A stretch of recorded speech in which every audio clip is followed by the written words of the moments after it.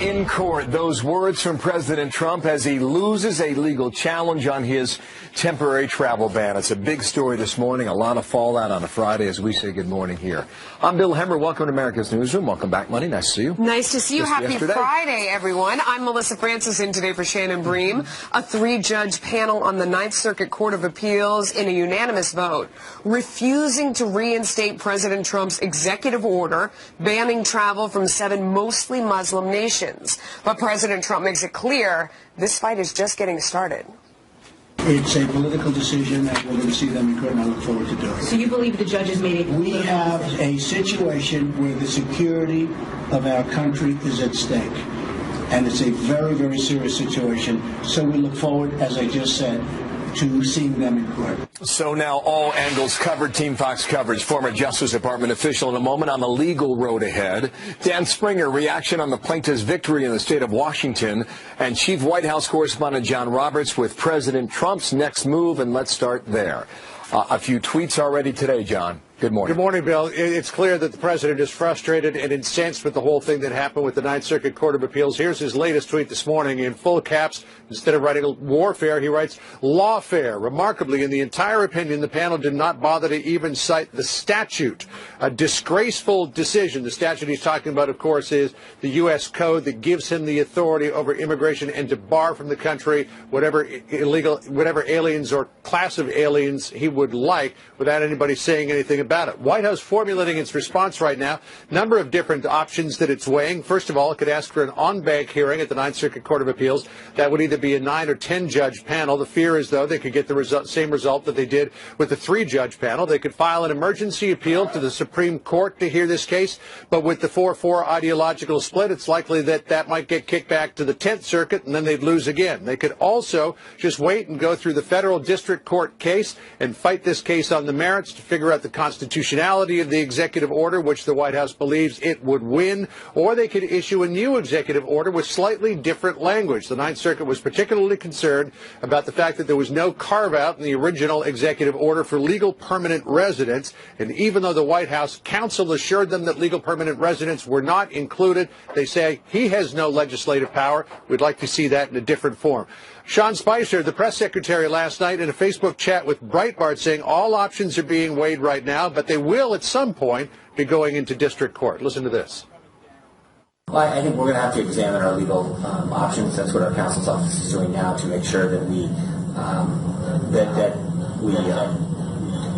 know what the best legal route to do is. But we look forward to a full hearing on the merits of this case, and we feel very confident that we're going to prevail. Opponents of this case say it violates a couple of parts of the Constitution and the Bill of Rights. First of all, the Establishment Clause of the First Amendment, because they say that it specifically targets Muslims, and then the 14th Amendment, equal protection under the law. The White House, though, insists that the president has full statutory authority to do that.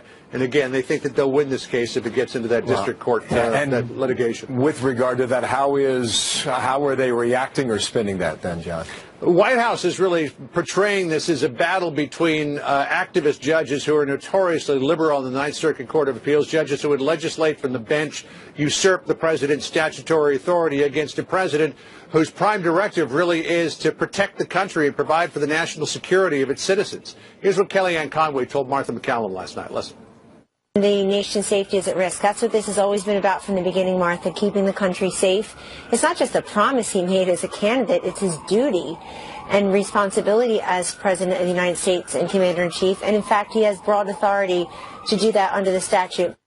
And we'll get a chance to hear from the president at least a couple of times today, Bill. He's got a photo op with the Japanese Prime Minister Shinzo Abe in the Oval Office, and then the two of them will hold a press conference. And you can bet that the first question at that press conference will be about this court case. Good deal. John, thank you very much. Leading us there today again from the North Lawn. Thank you, John. Melissa. Washington State Attorney General Bob Ferguson quick to claim victory after the court's decision. Bottom line, this is a complete victory for the state of Washington. The Ninth Circuit Court of Appeals, in a unanimous decision, effectively granted everything we sought. Very confident there. Dan Springer is live in Seattle with more on this one. Dan. Yeah, Melissa, Bob Ferguson also said that he doesn't know what the Trump administration will do next, but if they do go to the Supreme Court, he believes they will win there also. They're in this for the long run. Bob Ferguson's team was working on this lawsuit to block the travel ban the day after the order was announced, and all those airport protests broke out. In fact, Washington's Governor Jay Inslee participated in the one at SeaTac Airport. The main argument was that this was a religious discrimination aimed at preventing Muslims from entering the country. Speaking to reporters last night, Inslee defiantly reacted to President Trump's tweet that he would see them in court. Well, Mr. President, we just saw you in court, and we beat you. And you ought to think about this, because these courts have said this is unconstitutional. Of course, the court did not go that far, but in the unanimous decision, the court acknowledged the authority of the president to make decisions about national security, but said the courts are not powerless to review those actions. Now, if the Trump administration does seek another appeal in Ninth Court, or an emergency appeal to the Supreme Court, the case will go back to the federal district court in Seattle and Judge James Robart, who granted the temporary restraining order in the first place. And when he issued that ruling, he had to find that the state of Washington would likely win on the merits of its case. Although he didn't say which constitutional argument was their best, the state's attorney general had some advice for President Trump. The president does have a choice. He can continue to fight this, or he can tear up this executive order and start over. I would strongly encourage him to consider the latter course of action.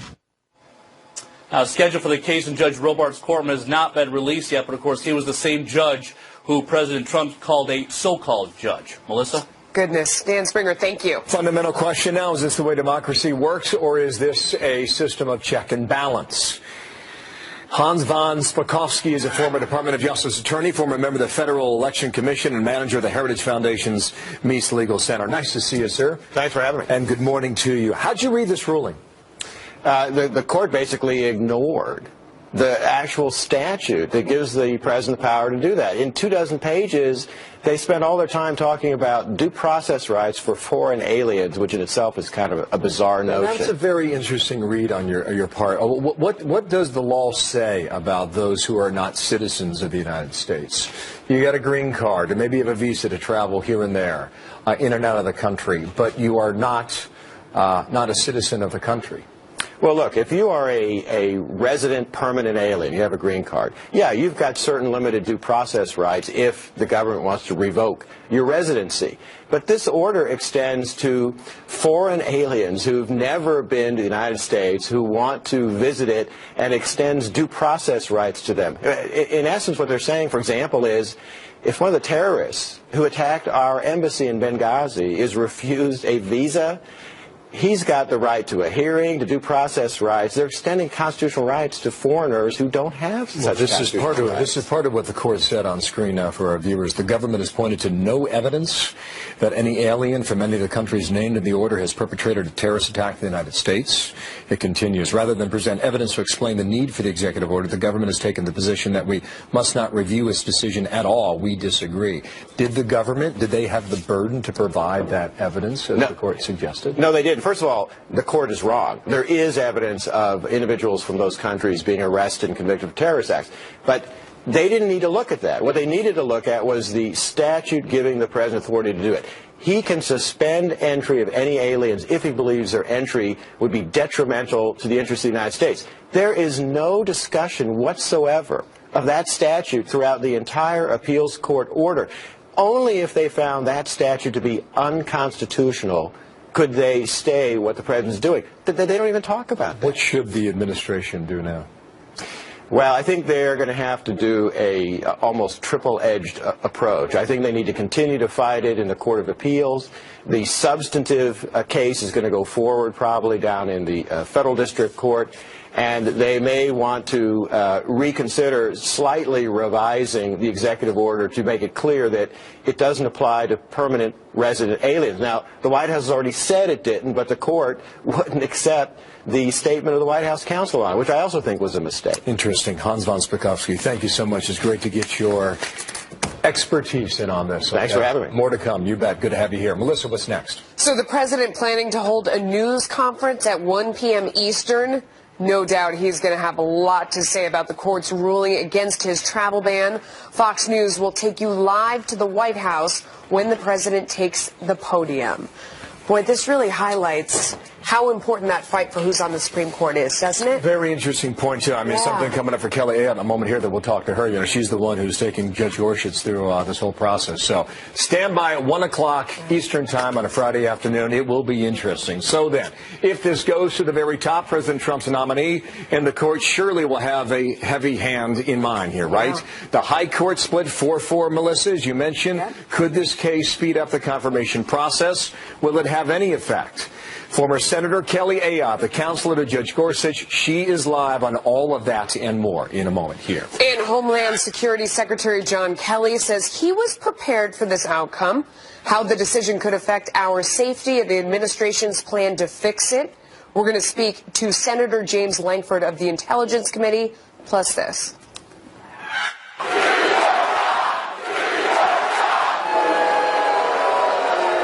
So this was a town hall for Jason Chaffetz back in his home state of Utah. You can hear the folks reacting there. The question is, whose side were they on? Again, a home state town hall. We'll show you the rest of that. And who was there in person coming up. Everyone can complain and all that kind of stuff, but if you don't show up and kind of put your money where your mouth is, no one's going to change anything. So now, as a possible showdown looms at the Supreme Court over this travel ban ruling, all eyes now on Neil Gorsuch. He's had meetings, several of them, 30 meetings to date. So how are they going, especially with Democrats? Well, Kelly Ayotte's the counselor to the Supreme Court nominee. As he goes through the process, and the former New Hampshire senator is with me now. How are you doing, and good morning to you. Good morning, Bill. Well, it's good to have you. We're trying to get you on. I think it's a fascinating process. You were brought on board fewer than 2 weeks ago, and you are, as you describe, his Sherpa throughout these meetings. Yes. What was said with the Connecticut Senator Richard Blumenthal when they met together, Senator? Well, Judge Gorsuch, what a tremendous nominee, so qualified, and he's met with 30 senators at this point on the Hill from both sides of the aisle. And certainly in the meeting with Senator Blumenthal, as he's made clear with other senators he's met with, he said that he couldn't comment on any particular case, and also that judicial ethics prevented him from commenting on political matters.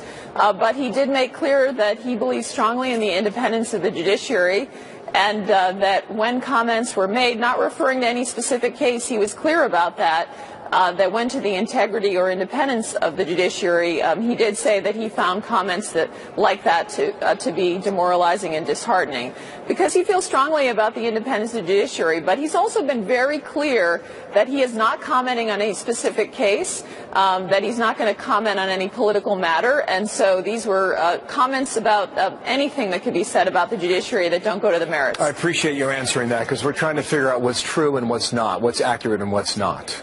Yes. Well, I think can you clarify it for us? I think I did just clarify it. I think, he is not commenting on any particular case or any particular matter because he can't under judicial ethics, which he's made clear, but that he's strongly stood up for the independence of the judiciary.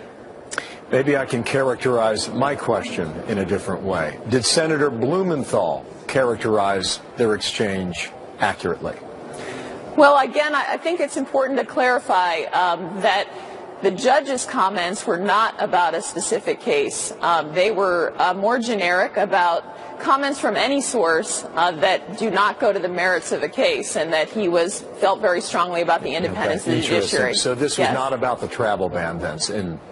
Well, I think, just to be clear about that, I mean, this is something that could potentially at some point go to the nation's highest court. Judge Gorsuch has been very careful in each of the meetings, and rightly so. He needs to be. That's what we expect from any nominee for the court, to not weigh in on matters that may come before the court. I see. So you're here to say and to clarify, no lines have been crossed based on these conversations in meetings thus far. Well, exactly, and that's important because the judge is highly qualified. He's someone that believes firmly in the independence of the judiciary. He's been having very substantive discussions with the senators that he's met with. But just like other prior nominees to the Supreme Court, he has to be careful not to weigh in on any particular current matter that could come before the court, and he's done that. And he also has to be mindful. He's a current sitting judge, Bill, on the 10th Circuit, where He served for 10 years, and he continues to be in that capacity, and he obviously is a judge's judge, and he's going to be very thoughtful in answering these questions from senators. Okay, now, I'm assuming he gets 52 Republican votes. Is that fair? Well, certainly I don't want to presume what any of my colleagues will do, but I know they've been very favorable to him because of his excellent qualifications and the way he conducts himself. That leads me to my next obvious question. How many votes will he get from Democrats? Well, yesterday the president had 10 senators to the White House. A number of them were Democrats, so I think the Democrats that we've been meeting with been very open-minded. Asking the judge very good questions and engaging with him. And so we've already heard from a number of Democrats that are open-minded to supporting the judge.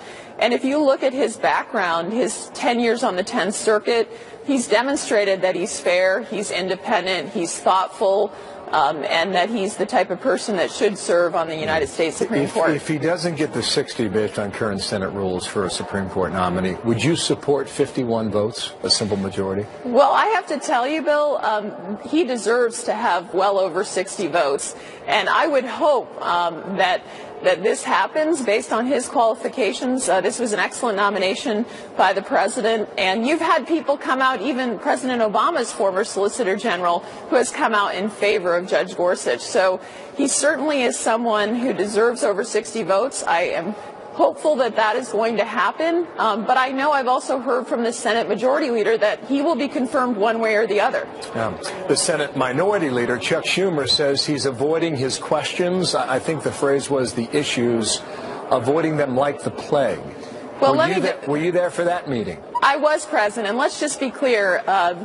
So the Senate Minority Leader was asking the judge directly about cases that could potentially come before the United States Supreme Court in the way that those questions were asked. And Judge Gorsuch, as he has done in every meeting, has been very thoughtful and careful trying to answer the questions, but also being mindful that he has to maintain his independence. He has to maintain the ability, if he serves on the nation's highest court, to be able to be on those cases. And so I think the questions asked by Senator Schumer were very direct, but they weren't the type of questions that Judge Gorsuch could answer under his, his ethics. Well, if that's the case, then to be continued during his hearing. Thank you for your time today.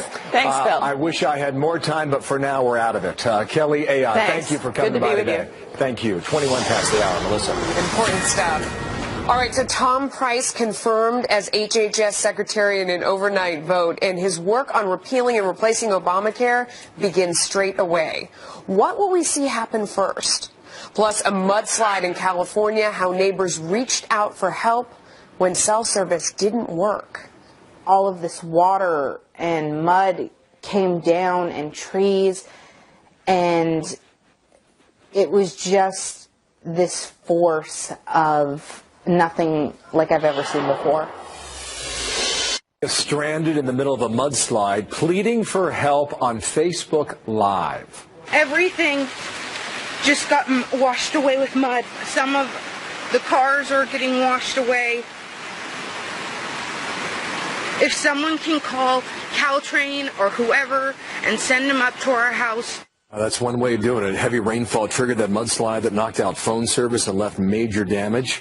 Emergency crews had a real hard time reaching the woman and her family. They eventually, however, did help them and lead them to safety. This big yard that I built with play structures and trampoline and all these things for these kids literally getting wiped away. This was completely unexpected. This was something that I didn't even know Mother Nature could do. An awful lot of rain there in California. The family's homes and vehicles damaged in that massive slide there, but they're okay. All right, a Fox News alert for you. Tom Price expected to be sworn in as the next Health and Human Services Secretary in just a few hours. The Senate confirming him to the position as early as this morning. It comes as lawmakers continue their battle over the Affordable Care Act. Republicans hoping the new secretary will help undo parts of Obamacare. Meanwhile, Democrats slamming Price's confirmation. Make no mistake. In the dark hours of the early morning, with the confirmation of Secretary Price, the Republicans launch the first assault in their war on seniors. Whew, harsh words. Joining me now is Dr. Mark Siegel from the Fox News Medical A-Team. He is also a professor of medicine at NYU Langone Medical Center. This is the most important guy. Good morning to you. The most important guy and probably the most important battle, depending on how you look at it. The critics say that Republicans have been talking about replacing Obamacare all this time. Why don't they have a plan ready? Does he have a plan ready? Well, he actually had a plan in 2015 called Empowering Patients First Act that he tried to get through Congress. Of course, it didn't get approved because of President Obama. So is it ready now? So he already has a plan. Well, he's also agreed with Paul Ryan's plan. So the two of them together really have put minds together. Before I get to that, because I want to talk about the details of that, but I want to tell you this is a historic appointment. This is only the third time in the history of HHS, 63 years, that we've had a physician. The second time was Dr. Louis Sullivan under President George Bush, 41. Now, he was a health reformer. So physicians everywhere are excited about this. The American Medical Association, which is a huge supporter of the Affordable Care Act, also wanted him. They also recommended Dr. Price. Why? Because they think he's for physicians, that he's for the doctor-patient relationship where you actually sit there with your patient and make decisions. Remember that? Also, medical malpractice reform, which the AMA is hugely for. So for the AMA to be supporting him as well as his, the idea that he's against the ACA is a big deal and is a big sign of endorsement. Let me ask you, because I know that you guys are getting ready to do a sit-down interview, and this is the guy who's at the head of reforming Obamacare. What's the first question you have for him? Well, the first question I have for him is, how quickly could you get into place some of the ideas that you have, that Dr. Price has, for privatizing things? Like what? What do you think are his two best ideas that he should jump on? He wants health savings accounts. Yeah. Okay. He wants tax credits to buy insurance. He wants to move us back to a time, and this is going to be controversial, to a time when older people actually pay a little bit more for their premiums. No one's going to like that, except for younger people, I guess. Well, but younger people will like that, because younger people are saying, well, wait a minute, why are my premiums so high? But he does want to keep pre-existing conditions covered. He's going to go to high-risk pools, which you and I have discussed before. Right. Those have had higher premiums, but they'll be state-run pools. He wants Medicaid to be under state jurisdiction, where block grants go to the states. And another thing from a business point of view, Melissa, is to give the idea that Medicare, you could have a private option. If you want to, you could use your money from Medicare to buy a private option. All about more choice, more tax credits, transparency of prices, privatizing the system, and getting the government out of it. So one great idea that you had the last time we talked about this idea that everybody wants to keep people with pre-existing conditions, let them have their insurance and not have them be denied. That's expensive. You had the idea of they need to be pooled in larger pools, maybe across the country, but this is where the government's money should be directed towards subsidizing these people who use a lot of health care and who cost the system a lot, but need the insurance. Does he support that idea? Do you know? He not only supports that, he really initiated that. Oh, you stole it from him. You didn't tell me that. I stole it from him because his idea is that subsidies should be in the high-risk pools. Yeah. He's fully aware, Dr. Price, that the premiums will be higher in those pools. But remember, right now we have a system where if I go to a state website and I pay $350 for a premium, I'm reimbursed $250 on average from the government. He wants the government to be spending less money for the worried well and more money for the actual sick. That makes sense. And again, I got to emphasize, a physician dealing with doctor-patient issues. Hooray for that. Makes a lot of sense. Thank you so much for always staying on top of this. Bill. Thank you. 9:30 here in New York now. Democrats claiming victory. The White House vowing to press on after that Ninth Circuit Court ruling. How both sides will react to the decision as they get ready for the next round in this fight. You see very quickly that a president has great authority to protect the national interest and protect the security. This victory for the rule of law shows that courts will not be bullied by threats or personal invective and insults. The White House preparing to go to battle after a federal court of appeals unanimously rules against President Trump's temporary ban. Democrats praising the Ninth Circuit for following the rule of law. The Trump administration insisting the Constitution is on their side and vowing to fight on. We feel very, very confident in the president's authority on this. As stated in U.S. Code, the President has the authority to make sure that the people coming into this country are doing so with proper intentions. This shows that the United States of America has a great system. It's a system of checks and balances. And I'm very proud to see that the court has made it clear the President is not above the law. How did you find out about the decision, Mr. President? We just saw it just like you did. Via the news, et cetera, the media. But it's a decision that will win, in my opinion, very easily. We now know there's a limit as to what he can do, and we have the protection of our courts.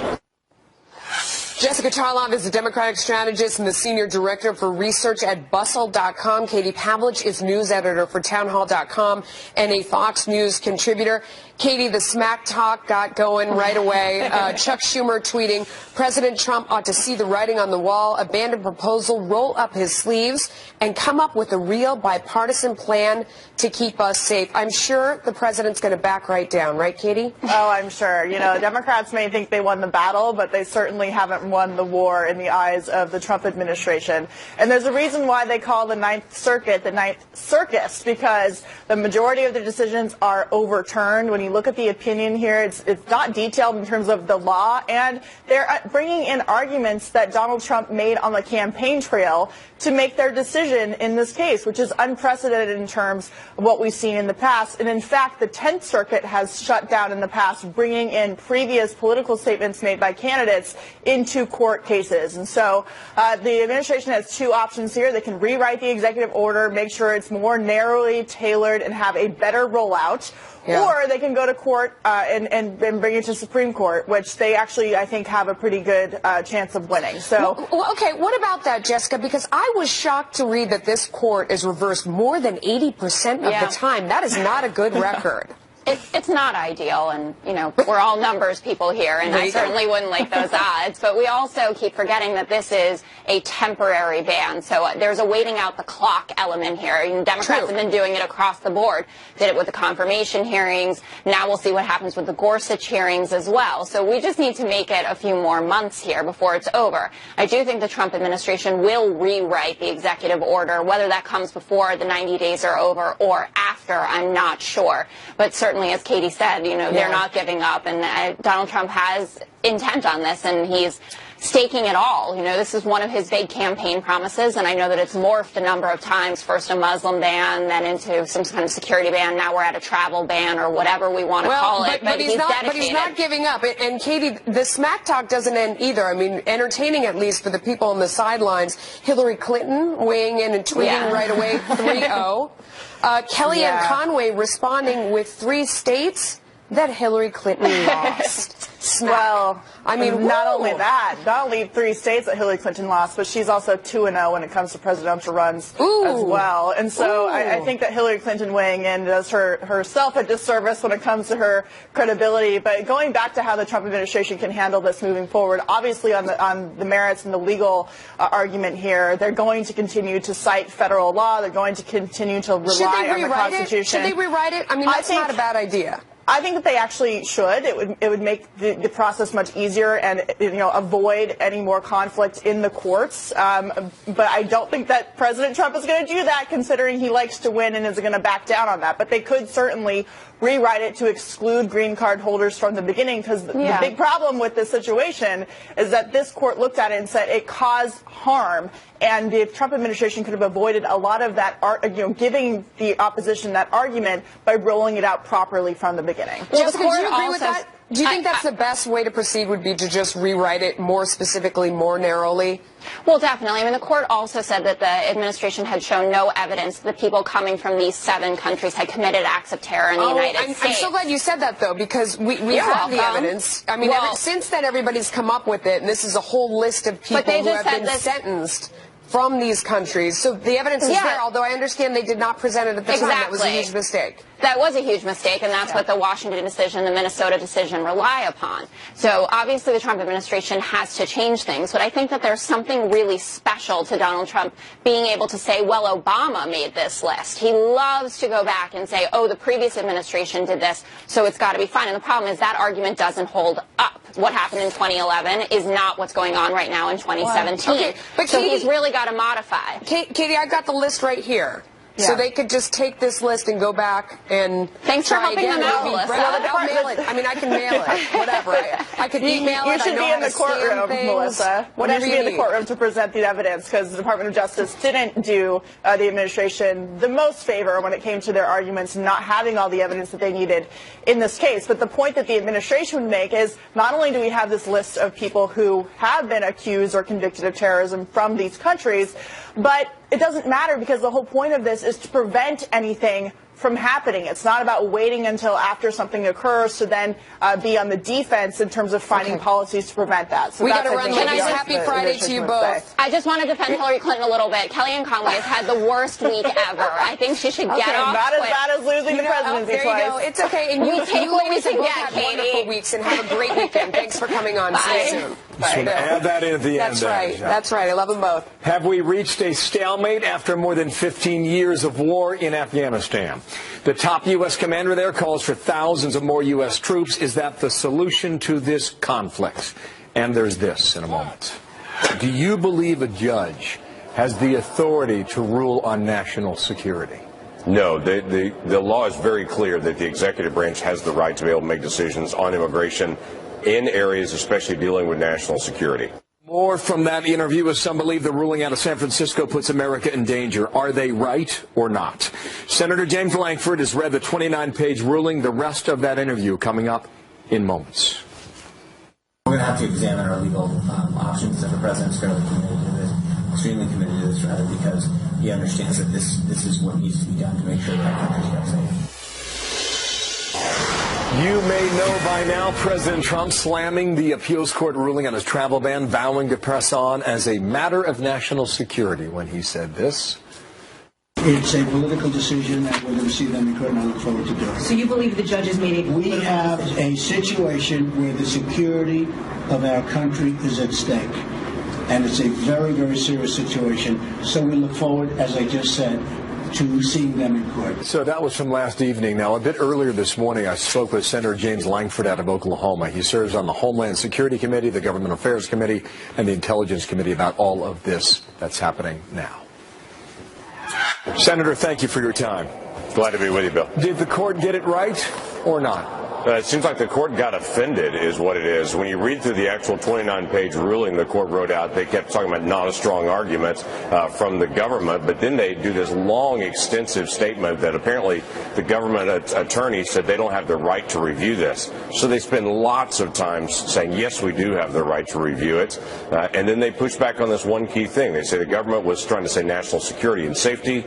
The states were saying we need professors to come in from some of these locations, or maybe researchers, and so they were weighing whether it's better to have national security or better to have professors from these universities, and they come down on the side of the professors and the universities. Okay, it's a very unusual ruling. I have some specific questions here. Do you believe a judge has the authority to rule on national security? No, the law is very clear that the executive branch has the right to be able to make decisions on immigration in areas especially dealing with national security. Okay, another specific question. That ruling talked a lot about due process. What is the law, what does the Constitution say about due process for people who are not citizens of the United States of America? So there's two steps that the court went through on this. One, it said due process is denied to American citizens, and they went back through and said there were some slowdowns, and they used the word detained, which is not an accurate word there. They know it legally. But when they went through all that, they were talking about American citizens. This was filed on the third day. On the fourth day after this was done, the administration had already cleared all this up and said legal permanent residents, American citizens, all those individuals can travel from these countries. The courts basically assumed they never said that, or said that the counsel that said it doesn't have the right to be able to say that. The president had to say it, not the counsel for the White House on it. If you clarified the whole green card matter, which was done several days later, if you clarified legal visas for people who are here with a visa, want to travel overseas and come back, if you accounted for those two groups, would this order stand under this court or not?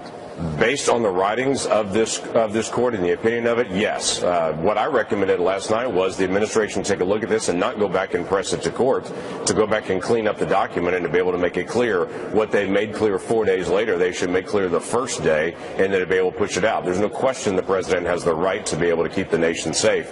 They're questioning, did American citizens and people with legal permanent status have the right to be able to move and to be able to travel? If that's ever restricted, they push back against it. So you're saying go back, rewrite the order, and you're good. That's what I would say on it. Secretary Kelly was at a hearing the other day. This was Tuesday morning in Washington when he was asked about this and talked about the consequences. Watch.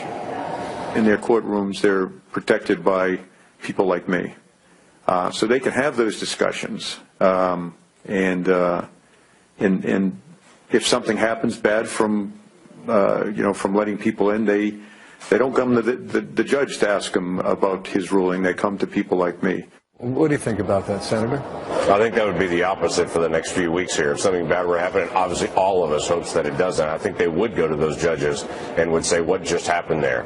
The key issue is Secretary Kelly from Homeland Security has the responsibility to be able to keep us safe. The president obviously has that same responsibility. It's interesting to be able to set this ruling side by side with President Obama's ruling when 2.5 years ago he came out and gave legal status to 4.5 million people just on a whim on an executive order. The courts pressed back on that all the way to the Supreme Court. This is a very different type of ruling. This ruling is basically saying a small group of Americans didn't get due process. President Obama was trying to give legal status to people that were not Americans. So I would say on this ruling, go back and to be able to clarify it, reimpose it, be able to check and make sure that anyone coming into our country is a country that we have vetted. Do you think we're at risk as the process plays out legally? We are not at a point right now where there's a heightened sense of risk on something specific, but we have been at a heightened general risk for months and months and months, in fact, several years now. There are real threats of those individuals moving through the refugee process and asylum process in Europe, and multiple of those individuals have carried out terrorist attacks in Europe. So this is something that is planned, that is something that ISIS works on and tries to be able to move. This is not a non-issue, and it's entirely reasonable for the president to be able to say, let's just check our process. We're going to go back and reopen our borders. We're going to go back and do all that, but let's make sure we're vetting correctly before we do it. Okay, Senator Langford out of Oklahoma. They're on the Hill. Thank you, sir. Thanks, Bill. Very interesting comment, especially there at the end. I mean, this is something that's going to be debated, and we'll see how the president makes his case later today. A 1 o'clock press conference again from the White House on a Friday afternoon. There will be headlines. Absolutely. Can I point out something really important that's going on in the background? We have markets at an all-time high. This is because the president was talking about tax reform. Right. That's going on in the background of all of this, and it can't get lost because that's what the economy and the business community is listening for. As we talk about immigration, which is really important, don't forget the tax reform. Yesterday he said he'll have news in 2 or 3 weeks. We'll see what that news is, whether it's individuals or corporations. John Barrasso was here yesterday, too, and he said we'll get something done this year. So market's counting on hang on to that. All right. A rowdy crowd for one congressman in Utah. Hundreds of angry constituents with a very clear message. What got them all fired up? He wants to run for Orrin Hatch's seat, and that's the only reason he's appearing in Salt Lake County. Tempers flare at a Republican town hall near Salt Lake City, Utah. Congressman Jason Chaffetz tried to hold the open forum last night, but was met by at least 1,000 angry protesters, some shouting and chanting, furious over his support for President Trump. Alicia Acuna is live in Denver with more. Alicia, this was likely not the homecoming that the congressman expected. Probably not, Melissa. Not exactly warm and fuzzy. And what's more is Congressman Chaffetz is a conservative, and he comes from Utah, one of the most conservative states in America. He's a coward! Chaffetz is a coward! So many protesters showed up. Many could not even get in the building, angry over actions by the new president, including the executive order limiting travel from 7 Muslim countries, and specific to Utah, lack of protections of public lands. Everyone can complain and all that kind of stuff, but if you don't show up and kind of put your money where your mouth is, no one's going to change anything. Chaffetz was reelected to his 5th term in November. His district includes some of the suburbs around Salt Lake City. Melissa? Yeah, we don't even know necessarily what groups those were. I mean, there you go. Things weren't much better for the congressman inside, though, right? Oh, no. It only got worse. Congressman Chaffetz couldn't even get a word in many times. And if all of this looks and sounds familiar, think back to the election of President Obama back in 2008. Shortly after came the birth of the Tea Party movement. Furious GOP party members managed to replace some Republicans in Washington with more conservative folks. I think it's crucial that he comes back to Utah and talks to the people that he's representing. And that way he can take our interests, our concerns, and take those back to Washington with him. Chaffetz, as chair of the GOP House Oversight Committee, answered a question about President Trump counselor Kellyanne Conway after she urged people to buy Ivanka Trump's products in response to some retailers dropping her fashion line. We sent a very candid, very direct letter to the White House and to the Office of Government Ethics. They need to investigate it. What Kellyanne Conway was wrong. It should never happen again. For the most part, Melissa, a whole lot of yelling, not a whole lot of listening. Melissa? Whew. Wow. All right. Thank you for that. Amazing. Sure.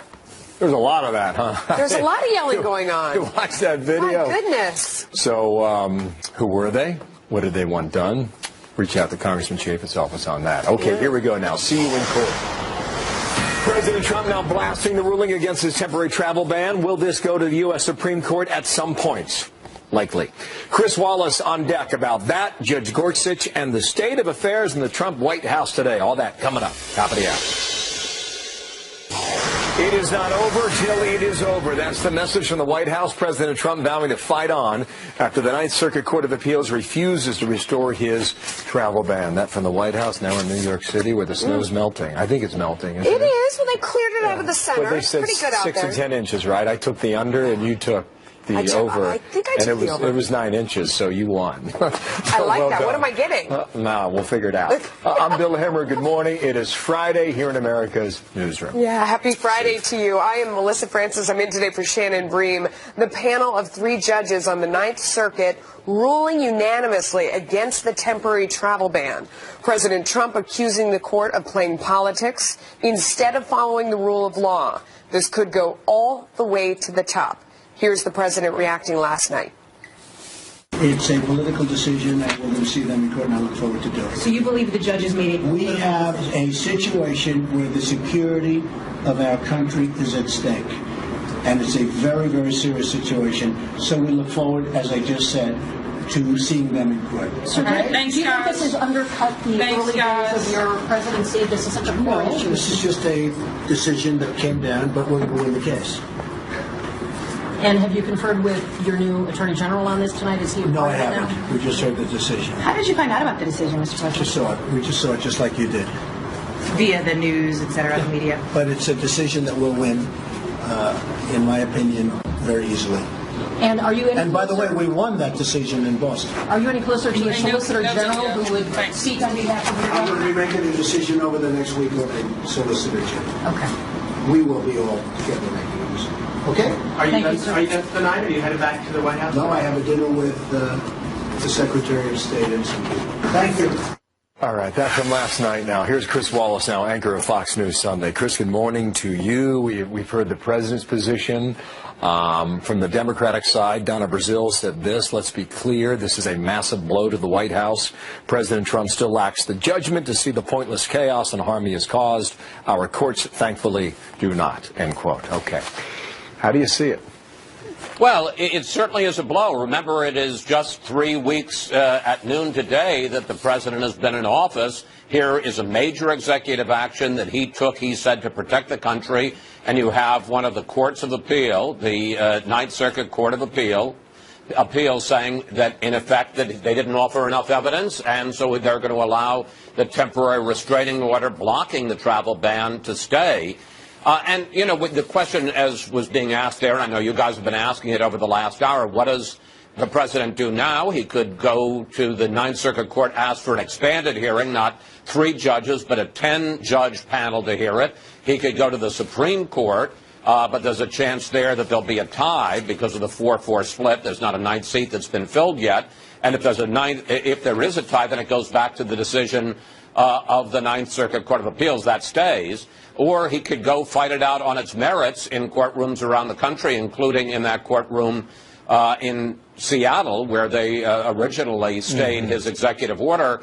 And all of these things, and I thought was one of the interesting questions that was asked there in that Q&A with the president, is this eating up time, oxygen, attention during the early days of your administration? I mean, we've been talking about this all last night, all today. Meanwhile, we're not focusing as much on issues like tax reform, Obamacare, building a wall, infrastructure, and on and on. And given the fact that if he takes it back to the court, remember these stays were only 90 days or 120 days. If he takes it back and fights it out on the merits in the court, it's going to take probably that long anyway. Maybe he should just go do the revised extreme vetting for people coming into the country either as refugees or as immigrants and go on with the rest of his agenda. You lay out some very interesting options there. Let me try and squeeze in two more topics quickly. Kelly Ayotte is the chaperone for Judge Gorsuch on the Hill. She was here last hour. A very interesting comment she had about how the process is going. And well, some Democratic senators were critical of him because they believe that, he was taking shots at President Trump, et cetera, when she said the following, Chris, last hour. The judge's comments were not about a specific case. They were more generic about comments from any source that do not go to the merits of the case. So this was not about the travel ban, then? Well, I think, just to be clear about that, I mean, this is something that could potentially at some point go to the nation's highest court. Judge Gorsuch has been very careful in each of the meetings, and rightly so. He needs to be. That's what we expect from any nominee for the court, to not weigh in on matters that may come before the court. See, all this works together in the context of what we're discussing here. Based on what you have heard, how is Judge Gorsuch, how's he doing? Well, I think he's doing pretty well. First of all, I have to say, and I have great respect for Senator Ayotte, but I think the remarks from her and from Sean Spicer at the White House are extremely disingenuous on this subject. They're saying, well, when he talked about attacks on the judiciary being demoralizing and disheartening, Judge Gorsuch, he wasn't speaking specifically about Donald Trump's comments about the so-called judge and about, knocking the Ninth Circuit Court of Appeals panel. The only question I have is who else has been attacking the judiciary in the last week or so except for Donald Trump? So it seems to me pretty hard to say that he wasn't reacting to the comments of the president. Now, having said that, I think that Judge Gorsuch is doing very well, and to a certain degree, I think his comments distancing himself and, in a sense, really objecting to the comments of President Trump only helps him, because it shows that he's independent, that he's not going to be fall in line and follow the president who has nominated him. And I would think that some Democrats who aren't crazy about Donald Trump or his judicial philosophy may find that attractive. In addition to which, there are a number of Democrats who have sat down, Dianne Feinstein, others who have sat down with Judge Gorsuch, and they seem to be extremely impressed. Very hard to say, yes, he's on the conservative side, but very hard to say he isn't in the judicial mainstream. I'm well out of time here. I just want to squeeze this in. White Houses, when they begin, they have victories and they have setbacks. How do you score it so far, 18, 20, 22 days in? I think that for 20, well, it's less than 21 days, 20 days and a few hours. I think that to have this setback in the Ninth Circuit Court of Appeals on an issue of national security is quite a setback. It's early. There are going to be a lot of things that are going to happen. But that and the fact that it's eating into, as I said at the beginning, his ability and his opportunity to push his agenda on a lot of other items, I think is a bit of a problem. And I think that's something the president has to decide. Does he want to continue pursuing this, or does he want to pursue other issues that may be of more general impact to America? Plenty to talk about on Sunday. Thank you, Chris. Great to see you. Bet. Check him out on Sunday this weekend. Fox News Sunday, 2 o'clock and 10 o'clock Eastern Time here as well on the Fox News channel. So all that's coming up. Stay tuned. 1 o'clock press conference this afternoon for the White House, too. Okay, so while you were sleeping, the Senate confirming Tom Price as Secretary of Health and Human Services, putting a fierce Obamacare critic, who also happens to be a doctor, by the way, in charge of replacing Obamacare. Senate Majority Leader Mitch McConnell hailing his confirmation.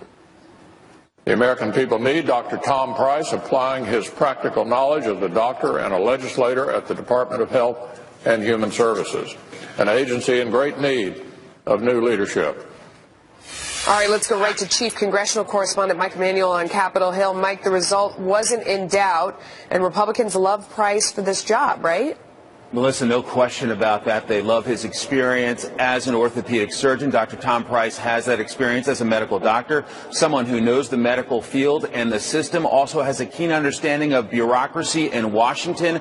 After serving in the House of Representatives, one of his home state senators praised Dr. Price for being willing to serve and to work to make health care better for everyone. Dr. Price will work to end Washington's takeover of our health care system. And I know he will work tirelessly for a health care system that compassionately improves the lives of every American.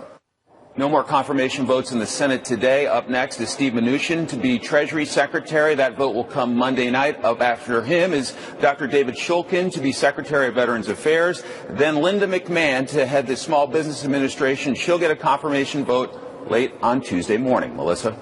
But Democrats basically hate him. I mean, I don't think that's too strong a word. What are chief among their complaints? Well, they're warning, obviously, that he's going to lead the charge to dismantle Obamacare. And one Democratic critic talked about Dr. Price and says that he's going to go after those health care entitlements. Congressman Price has a lot of experience in health care policy.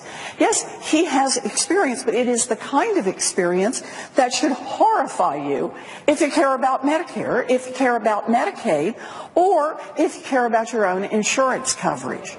Despite that protest, he was confirmed late last night. He will be sworn in as Secretary of Health and Human Services today. Melissa? Mike Emanuel, thank you. Thank you. We have breaking developments on a terror plot bust in France. Police saying an attack was imminent. 4 people have been arrested. What else we are learning about their plan? Plus, new polling on President Trump and his ongoing war with the media. Who do the American people trust more? Bernie Goldberg is here to break down the numbers. Also, the White House, it could take that travel ban appeal all the way to the U.S. Supreme Court. But which way will this fight go next? I suspect out of a matter of pride, he's going to want to go to the Supreme Court, where I think his chances may be dicey.